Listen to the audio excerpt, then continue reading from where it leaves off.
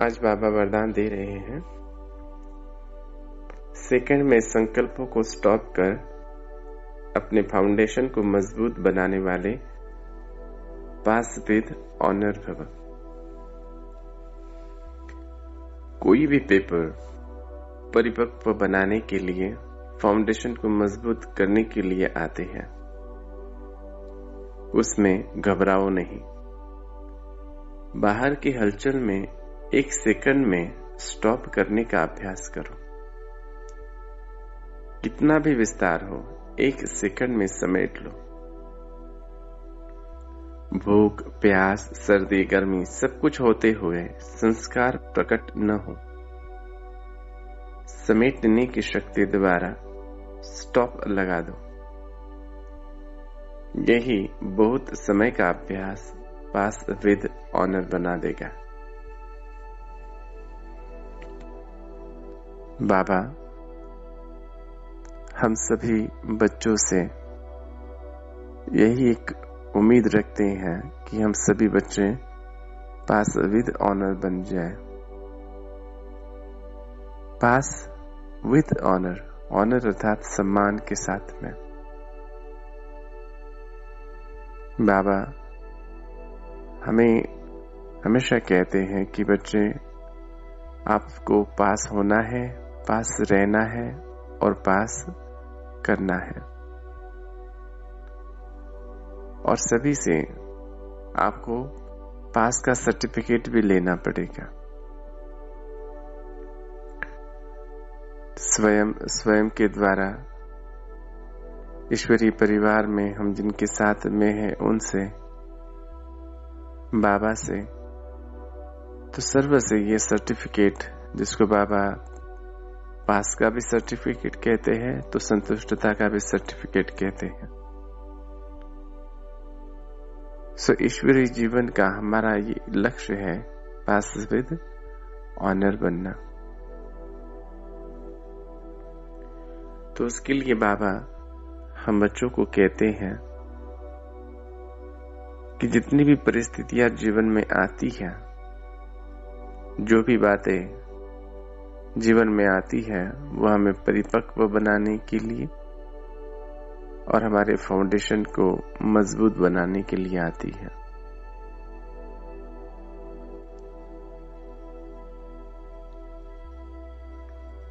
बाहर की जो हलचल है उसमें एक सेकंड में स्टॉप करने का अभ्यास, कितना भी विस्तार हो उसमें एक सेकंड में समेट लेने का अभ्यास,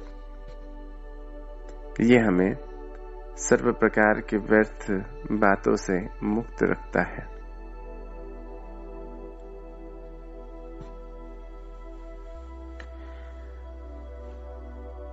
दिनचर्या में देखें, अपने पुरुषार्थ में देखें तो बहुत सारा हमारा जो समय व्यतीत होता है वो व्यर्थ की बातों के चिंतन में जाता है। हम सकारात्मक कार्य तो करते हैं, अच्छे कार्य करते हैं, सेवाएं तो करते ही हैं, लेकिन मनुष्यात्माओं का ज्यादातर समय व्यर्थ के चिंतन में जाता है।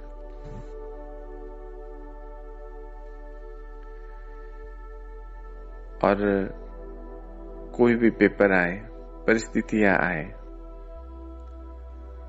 तो जब जीवन में बहुत अच्छा समय चल रहा है तो उस समय तो अच्छा सोच सकते हैं, उस समय हमें अच्छी अच्छी ज्ञान की बातें हम दूसरों को भी बता सकते हैं।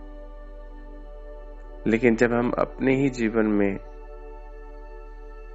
इन कठिनाइयों को, परिस्थितियों को अनुभव करते हैं तो ऐसे समय पर शुभ सोचना, सकारात्मक सोचना थोड़ा आत्माओं के लिए कठिन हो जाता है। कल मेरी बात हो रही थी एक आत्मा से, फोन पर हमारी बात करा दी, तो वो ब्राह्मण आत्मा, बहुत पुरानी आत्मा, और हम भी ब्राह्मण आत्माएं बहुत बार कहते हैं जब कोई शारीरिक व्याधि होती है या कोई आर्थिक परिस्थिति ऐसी आ जाती है या परिवार से कोई कुछ बात हो जाती है तो हम हमेशा कहते हैं कि क्या करें, हिसाब किताब है ना। और ये जब हिसाब किताब कहते हैं तो हमें स्वयं के लिए कोई सम्मान की भावना नहीं क्रिएट होती, क्योंकि जब इतनी बड़ी जीवन की कुछ बातें उत्पन्न हो जाती है और ऐसे समय पर जब हम कहते हैं कि हिसाब किताब है तो अपने ही लिए एक प्रकार से एक नकारात्मक भाव क्रिएट हो जाता है कि क्या मैंने ऐसे कर्म किए हैं जो मुझे अभी भुगतने पड़ रहे हैं। तो शायद मैं उतनी अच्छी आत्मा नहीं रही होंगी उस समय में, नहीं तो मुझे ये सब कुछ नहीं फेस करना पड़ता था, इसका सामना नहीं करना पड़ता था। फिर बहुत बार आत्माएं व्यर्थ के चिंतन में जाती है और व्यर्थ आत्माओं को और कमजोर करते जाता है। फिर स्वयं भी स्वयं से संतुष्टता का अनुभव नहीं करते, चेहरे पर वो खुशी और आनंद का अनुभव नहीं करते। इसलिए बाबा हमको हमेशा कहते कि बच्चे विघ्न आते क्यों हैं? मजबूत बनाने के लिए। और बाबा ने तो ये कहा है कि ब्राह्मण आत्माओं के जीवन में अब कोई हिसाब किताब नहीं है। मतलब एक प्रकार से ये समझ लेना है हमें कि जैसे ही हम बाबा के बच्चे बन जाते हैं तो ये पुराने सारे हिसाब किताब समाप्त हो जाते हैं। अब हमारा पूर्व जन्म का कोई भी हिसाब किताब नहीं है। अब जैसे कोई शारीरिक व्याधि हो रही है, फॉर एग्जाम्पल इस जन्म की बात हम करते हैं, कोई 50 साल की उम्र में, 60 साल की उम्र में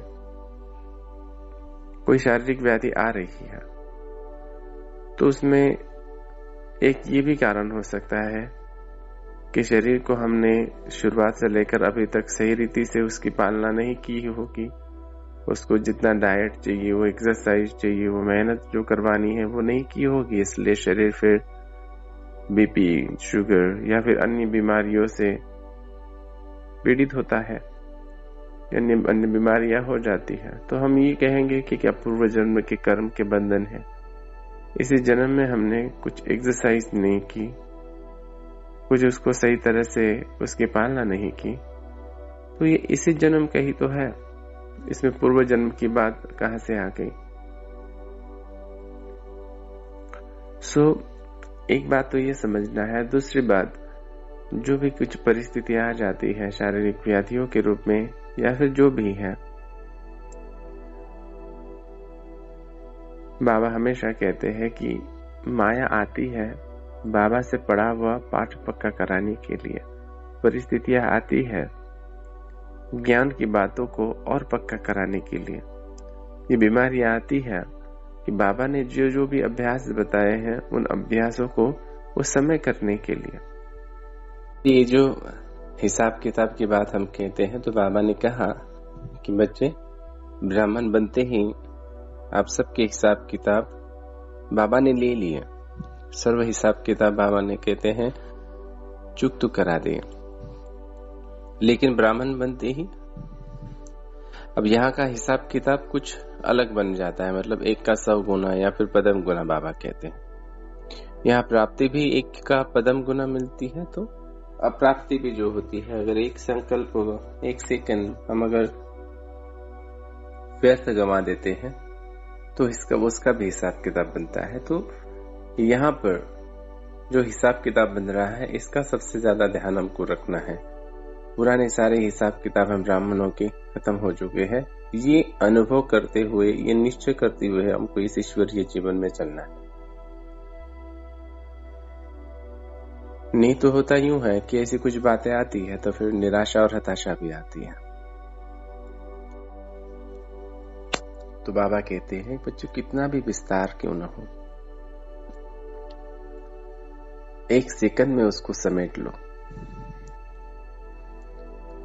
तो पास होना है, तो पास किन किन बातों में होना है? तो पहले जो परीक्षाएं आएगी, बाबा ने कहा है परीक्षाएं तो अनेक प्रकार की आती है, लेकिन इस देह से संबंधित जो बीमारियां या फिर देह से संबंधित जो भी समस्याएं उत्पन्न आती है, यह भी हम ब्राह्मणों के लिए एक परीक्षा है और इन परीक्षाओं में हमको पास होना है। मैंने बहुत बार सोचा और हम सब या फिर बाकी लोग भी सोचते हैं कि जो हमारे आदि रत्न आत्माएं रही है, प्यारे बाप दादा रहे, मम्मा रही, दादियां, इनके जीवन में ये शारीरिक व्याधियां इतनी क्यों आई? अब पूर्व जन्म के कर्म के बंधन तो हम नहीं कह सकते, क्योंकि वो इतनी तपस्वी आत्माएं रही कि वो सारे कर्म के बंधन तो वैसे ही चुक कर दिए। तो समस्याएं या फिर ये जो शारीरिक व्याधियां उनके भी जीवन में इसीलिए आई क्योंकि शारीरिक जो पेपर होते हैं शरीर से संबंधित, उन पेपर्स में भी पास होना होता है। जो भी बाबा ने अभ्यास बताए अशरीरीपन का, बीज रूप अवस्था का, निराकारी स्वरूप का, फरिश्ते रूप का, देह में होते हुए भी देह से परे रहने का, ये जो सर्व अभ्यास की अनुभूति उस समय में हम कर पाए, ये बहुत जरूरी है। जब शरीर स्वस्थ है तो उस समय तो अशरीरी बनना सहज है, अर्थात क्योंकि शरीर का कोई अंग दर्द नहीं कर रहा है तो वैसे भी अशरीरी हो जाती है आत्मा। शरीर का कोई कॉन्शियसनेस नहीं है। लेकिन जब बीमारी है, शरीर की कोई व्याधि है, तो उस समय में वो अभ्यास करना। तो बाबा कहते हैं कि परिस्थितियां आती हैं, समस्याएं आती हैं मजबूत बनाने के लिए, फाउंडेशन को पक्का करने के लिए। इसलिए 1 सेकंड में विस्तार को समेट लो।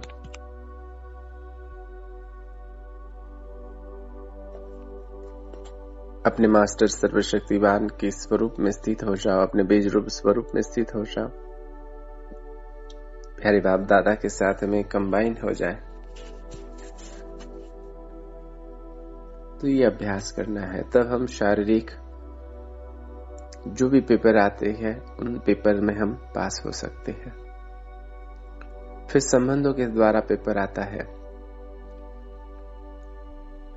ये हमारा प्रकृति के द्वारा पेपर हुआ, फिर संबंधों के द्वारा पेपर आता है। जिन लोगों के साथ में हम रहते हैं उनके द्वारा हमारे जीवन में कुछ ऐसी बातें आती हैं जो हमने नहीं सोची या फिर नहीं एक्सपेक्ट की है उन आत्माओं से।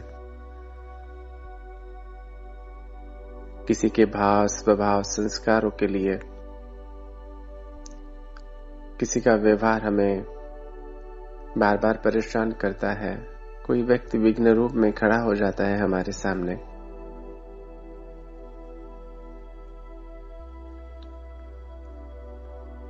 ऐसे समय पर हमारे मन में उन आत्माओं के लिए बहुत व्यर्थ विचार चलते हैं। सो बाबा यहाँ पर भी ये कहते हैं कि संबंधों के द्वारा कितना भी बड़ा विस्तार क्यों न हो, पेपर का कितना भी बड़ा विस्तार क्यों न हो, यहाँ पर भी उसको सेकंड में स्टॉप करने का, विस्तार को 1 सेकंड में समेटने का अभ्यास करना है। यहाँ बाबा ने हमको एक अंडरस्टैंडिंग दी है इसके लिए, समेटने के लिए, कि बच्चे वर्तमान समय कलयुग के समय पर हर एक आत्मा तमो प्रधानता की चरम अवस्था पर है, अर्थात विषय विकारों के संपूर्ण अधीन है, 5 विकारों से पीड़ित है। तो जैसे कोई बीमार व्यक्ति से हम कोई अच्छी अर्थात कोई स्वस्थता का एक्सपेक्टेशन नहीं रख सकते। जैसे जो बीमार व्यक्ति होता है उसका चेहरा, उसका व्यवहार वो उसी प्रकार से होता है। कोई बहुत बीमार होता है तो वो चिल्लाता है, दर्द में होता है तो तड़पता है। वैसे ही वर्तमान में सर्व आत्माएं इन विषय विकारों के अधीन होने की वजह से एक प्रकार से बीमार ही है। जैसे कोई बीमार अपनी बीमारी को कैसे प्रकट करता है, तो उसके शरीर का टेम्परेचर बढ़ जाएगा, बीपी बढ़ जाएगा, या अन्य कोई शारीरिक कोई ऐसी बात जो है वो हो जाएगी, तो वो अपनी बीमारियों को उस प्रकार से प्रकट करता है। वैसे जो मन से बीमार होगा, अर्थात मन से कमजोर होगा, विषय विकारों के अधीन होगा, वो आत्मा अपनी बीमारी को कैसे प्रकट करेगी? तो उसका बोल चाल, उसके भाव, स्वभाव, संस्कार वो उस प्रकार से होंगे।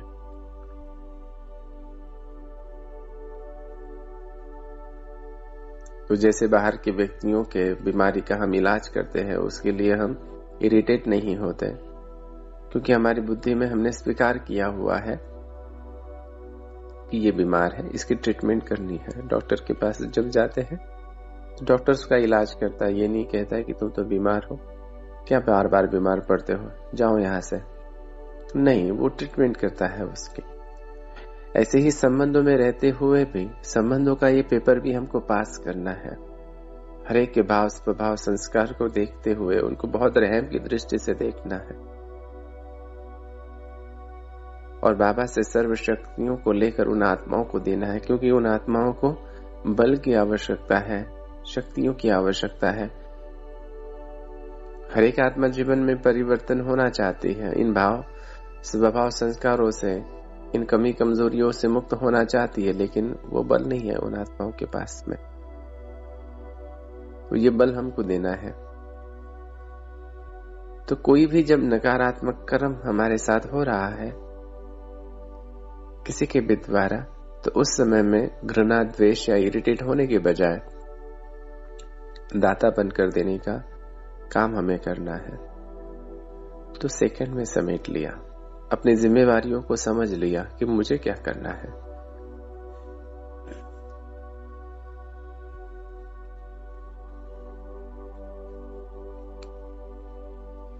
तो संबंध में, चाहे वो ईश्वरीय परिवार में,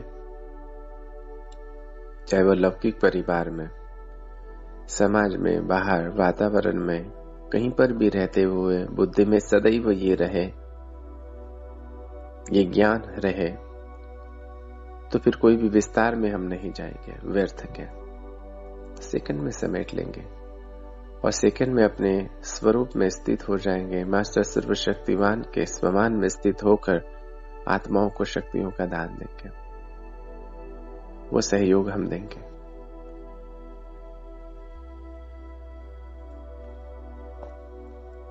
तो संबंधों में रहते हुए ये पास का सर्टिफिकेट हमको लेना है।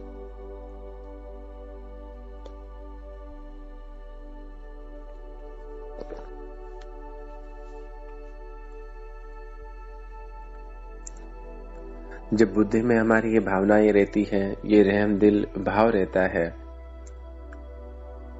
और हम आत्माओं को शक्तियों का दान देते हैं, तो हम अपने दिल से या मन से भी उनके पास रह सकते हैं, और वो आत्मा भी हमें अपने पास अनुभव करती है,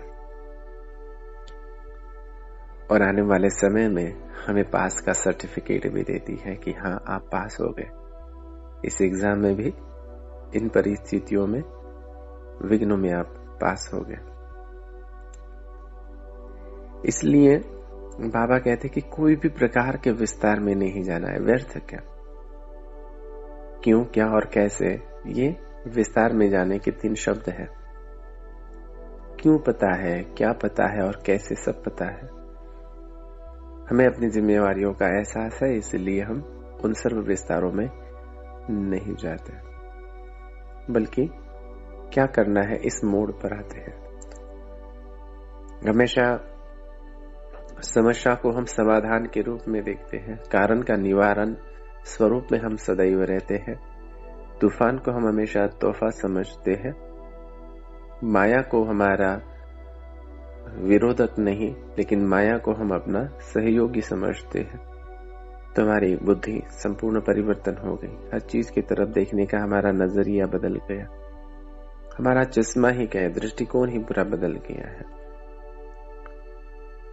तो ये पास होने के लिए, पास विद ऑनर होने के लिए, तो ये संबंध का जो पेपर है, संबंध में रहते हुए, लोगों के साथ रहते हुए, ये पास का सर्टिफिकेट हमको लेना है। तो उसके लिए अपनी जिम्मेवारियों को हम समझ लेते हैं। फिर ये 5 तत्व की प्रकृति जो है बाहर की, उसके भी द्वारा जो पेपर आते रहते हैं। कभी हम ड्रामा के संबंध में, जीवन में अचानक कोई ऐसी बातें आ जाती हैं परिस्थितियों के रूप में, कभी धन, कभी साधन, या कोई सी, बाबा कहते हैं कि कभी भूख, प्यास, सर्दी, गर्मी, ऐसी कुछ बात हो जाती है। तो उस समय में भी हम संपूर्ण निश्चय बुद्धि होकर एक प्यारे बाप दादा की यादों में उन सर्व बातों का हम सामना करते हैं।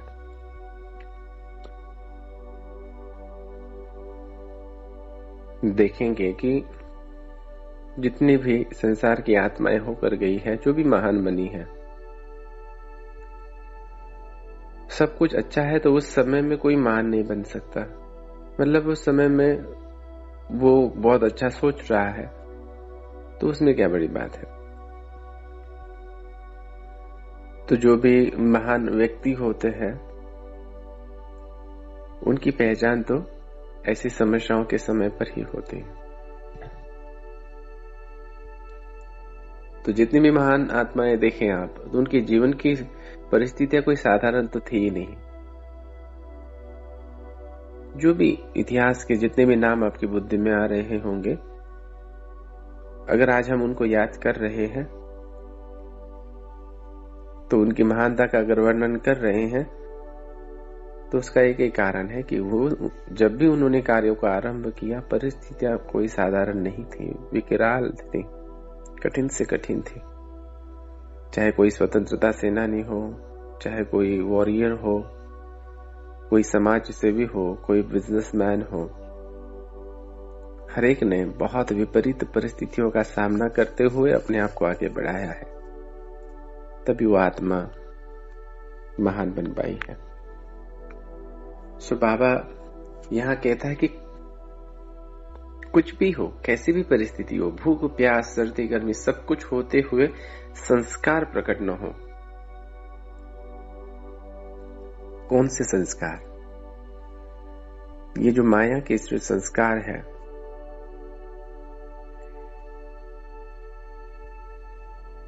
जब भूख लगेगी,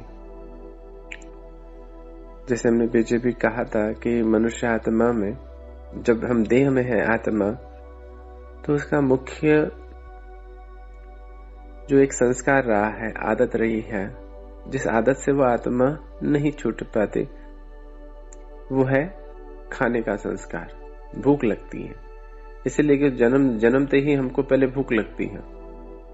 जैसे ही शरीर से हम आ जाते हैं बाहर गर्भ से, तो पहले ही आत्मा को भूख लगती है। तो ये भूख का संस्कार इतना है कि मरते समय में भी आत्मा को ये पूछा जाता है कि आपको क्या पसंद है खाने में, क्या खाना चाहोगे। तो कहते हैं कि आखिरी में उसको उसकी इच्छा पूछी जाती है। एटलीस्ट पानी तो भी पिलाया ही जाता है। और मरने के उपरांत भी हम पितृ को खिलाते हैं, तो उस समय भी खिलाने का ही काम कर रहे हैं, क्योंकि खिलाने से आत्मा संतुष्ट होती है, ऐसा मानते हैं। तो बात यह है कि सबसे बड़ा जो संस्कार है वो खाने का संस्कार है, भूख का संस्कार है आत्मा में, जब तक शरीर में है। और मरने के बाद भी देखो, हमने देखा है कि बहुत बार आत्माएं आती हैं किसी के देह में, तो खाना मांगती हैं, बहुत कुछ खाती है, ये खाती है, वो खाती है। हमारे सामने ऐसे केसेस बहुत हुए हैं कि किसी के देह में वो आई और उसने कहा कि मुझे ये बनाओ मेरे लिए, वो उसको खा लिया। फिर आधे घंटे के बाद कहा कि और बनाओ, और बनाओ। बहुत सारा खा लिया उसने खाना। हम तो बस देखते ही रहे कि खाना जा आना है। तो ये भूख का या खाने का जो संस्कार है वो बहुत कड़ा संस्कार है। आत्माएं काम से छूटती है, क्रोध से छूटती है, लोभ, मोह, अहंकार से भी छूटती है, लेकिन खाने से बहुत बार छूटना कठिन हो जाता है। इसलिए संसार में योगी आत्माएं जो होती है ना, सबसे पहले वो खाने के ऊपर कंट्रोल करती है, प्यास के ऊपर कंट्रोल करती है। महात्मा गौतम बुद्ध के जीवन में कहते हैं कि उन्होंने एक समय ऐसे था कि सिर्फ चावल का एक दाना ही वो खाते थे। इस वजह से उनके शरीर की अवस्था बहुत कठिन हो गई थी, जैसे एक अस्थि पिंजर ही दिख रहा था, ऐसी वो अवस्था पर पहुंच गए थे। तो ये भूख और प्यास, सर्दी और गर्मी, ये मतलब जो शरीर की जो आवश्यकताएं हैं, ये शरीर के जो प्लेजर है या शरीर के ये जो बातें हैं जो शरीर को चाहिए, ये आत्मा को डिस्टर्ब कर सकती है अगर ये बातें उसको नहीं मिले तो। बाबा कहते हैं कि ये सब कुछ होते हुए भी, मतलब भूख लगी है, प्यास लगी है, सर्दी है, गर्मी है, फिर भी संस्कार प्रकट न हो। संस्कार अर्थात ये हमारे जो कलयुग के संस्कार है वो प्रकट न हो।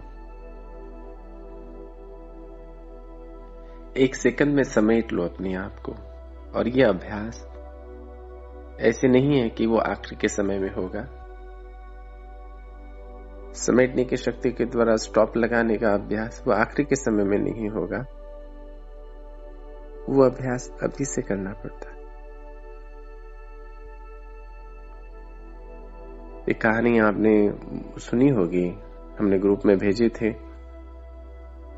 मतलब दो चीजें इंसान के जहन में कितनी अंदर तक बैठी हुई रहती है।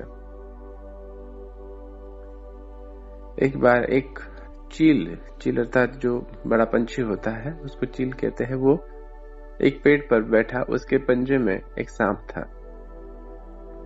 सांप जिंदा था लेकिन उसके पंजे में था, और उसी समय दूसरा भी पंछी वहां पर आके बैठता है, तो उसके पंजे में चूहा था। तो दोनों भी सामने आसपास ही बैठे थे। तो जैसे ही सांप की नजर चूहे पर पड़ी, सांप के मुंह में पानी आ गया। और इधर जैसे ही चूहा भी जिंदा था, वो भी पंजे में था लेकिन जिंदा था, उसने जैसे सांप को देखा, उसको डर महसूस हुआ। वो डर गया सांप से कि ये खा लेगा मुझे, अटैक करेगा मेरे ऊपर। इस घटना को दोनों पंछी देख रहे थे। उसने एक चील ने दूसरे से कहा, कुछ बात समझ में आई? वो कहता है कि हाँ, बिल्कुल समझ में आ गई। वो कहता है, मनुष्य आत्माओं में भूख इतनी प्रबल है, लालच इतना प्रबल है कि वो भूल गया कि वो मौत के पंजे में है। मौत का पंजा उसको पकड़े हुए है, फिर भी जैसे ही खाना देखा मुंह में लार आ गई, भूल गया। ऐसे ही मनुष्य आत्मा अपने जीवन को खाने पीने में ही ज्यादा व्यतीत कर देता है। वो भूल जाता है कि काल का पंजा उसको पकड़े हुए है,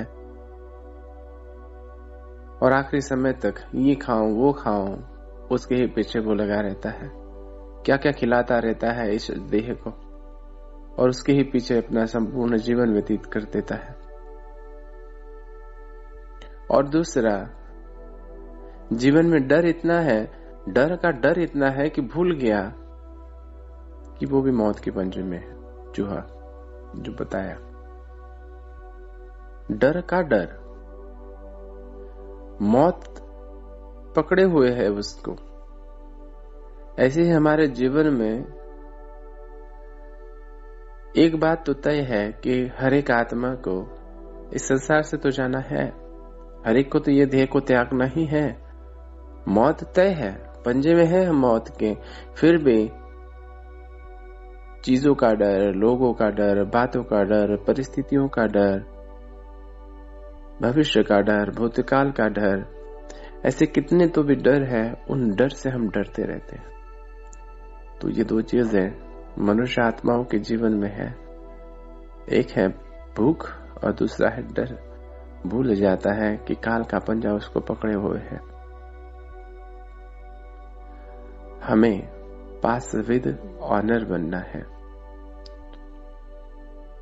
तो बाबा कहते हैं कि भूख हो, प्यास, सर्दी, गर्मी, इन सर्व बातों में भी एक सेकंड में समेटने की शक्ति द्वारा स्टॉप लगा दो।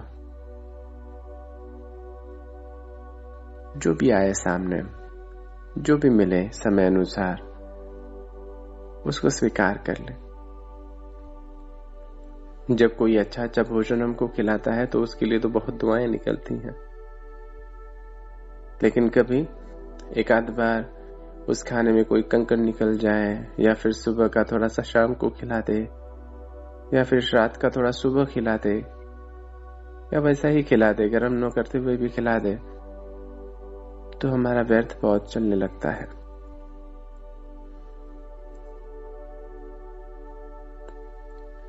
एक कहानी याद आती, एक बात आपने सुनी भी होगी, बहुत फेमस भी है।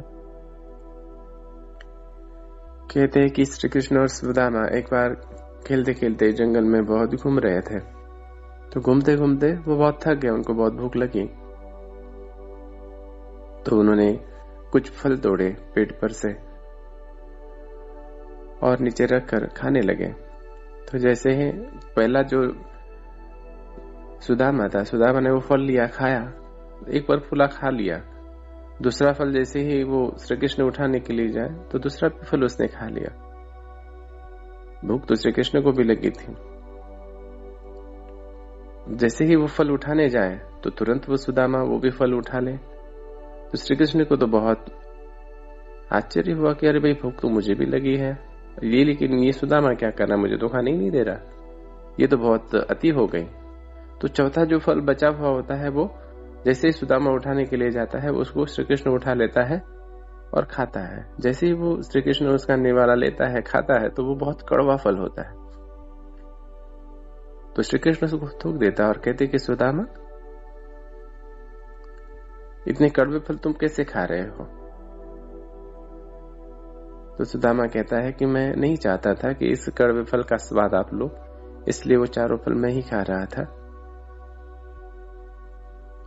क्योंकि ये फल जो है श्री कृष्ण ने उनको दिए थे तोड़ के। तो सुदामा कहता है कि जिन हाथों ने अभी तक 36 प्रकार के भोजन खिलाए हैं, तो उन हाथों से ये कड़वे फल क्या बड़ी बात है। बात यह है कि हमेशा हम बहुत अच्छा अच्छा खाते तो है, हमें मिलता है, लेकिन एक आध बार कुछ ऊंच नीच हो जाता है तो हमारे मन के अंदर व्यर्थ संकल्प चलते हैं, समेट नहीं पाते हमारे संकल्पों को। हम एक बात समझना है, हमारे घर में हमें खिलाने वाले, जैसे जनरली माताएं बहनें ही बनाती है घर में, तो भाइयों को एक दिन भी थोड़ा ऊंच नीच हो जाता है ना, तो माताओं के ऊपर वो चिल्लाते। लेकिन एक बात ध्यान रखना है कि जो अभी तक इतना अच्छा अच्छा खिला रही है, एक आध दिन कुछ हो जाता है तो समेट लेना है अपने संकल्पों को, व्यर्थ में नहीं जाने देना, इरिटेशन में, गुस्से में उसको कन्वर्ट नहीं करना है। तो एक सेकंड में उसको स्टॉप लगा दे। शुभ भावनाओं से स्नेह और प्यार अगर रहम मन में रहा, स्नेह रहा, तो ये व्यर्थ चलेगा ही नहीं। हर एक आत्मा हमारे लिए क्या क्या कर रही है, इसका एहसास हमें अगर है, तो व्यर्थ हमारे लिए, हमारे मन में किसी के लिए चलेगा ही नहीं। तो ऐसे आत्मा व्यर्थ से मुक्त रह सकती है, एक सेकंड में सर्व बातों को स्टॉप कर सकती है, और ऐसे ही आत्मा पास विद ऑनर बन सकती है। तो जीवन में आने वाले, चाहे वो शारीरिक प्रकृति के द्वारा पेपर हो, समस्याओं के रूप में, परिस्थितियों के रूप में आने वाले पेपर हो, ब्राह्मण परिवार के या हमारे लौकिक संबंधियों के द्वारा आने वाले पेपर हो, अगर हर समय अगर हम राइट पोजीशन पर अगर खड़े रहें, तो इन सर्व पेपर्स में हम पास हो सकते हैं। और इन सर्व पेपर्स में जब हम पास होते हैं, तब ही पास विद ऑनर, हर एक अपने आप, हर एक हमको सम्मान देगा। मतलब हम अपने आप को भी सम्मान पूर्वक देखेंगे, अन्य आत्माएं भी सम्मान पूर्वक हमें देखेंगे। और ऐसी आत्माओं को बाबा भी बहुत सम्मान देता है, ड्रामा भी, और धर्मराज भी उनको सम्मान देता है। तो ऐसे हमें हर परिस्थिति में पास होना है। दूसरा, समय को भी पास करना है। मतलब पास करना है मतलब टाइम पास नहीं करना है, समय को भी पास करना है। अर्थात हर समय में, हर सेकंड में श्रेष्ठ संकल्प करके, श्रेष्ठ कर्म करके समय को पास करना है, उस समय में पास होना है। तो ऐसे प्रकृति से, समय से, ड्रामा से, संबंधों से, हर एक से पास का सर्टिफिकेट लेते जाएंगे तो हम आत्मा पास विद ऑनर बन जाएंगे। फिर ऐसी आत्माओं को बाबा कहते हैं कि जैसे धर्मराजपुरी में ये जो अष्ट रत्न होते हैं, ये जो पैनल बैठता है, ऐसी आत्माओं को पास विद ऑनर का सर्टिफिकेट देती है। इनको कोई सजाएं भुगतनी नहीं पड़ती, सम्मान पूर्वक इनको सीट पर बिठाया जाता है। तो यही बहुत समय का अभ्यास करना है जो हमको पास विद ऑनर बना देगा। तो ऐसे सेकंड में संकल्पों को स्टॉप कर अपने फाउंडेशन को मजबूत बनाने वाले पास विद ऑनर आत्माओं को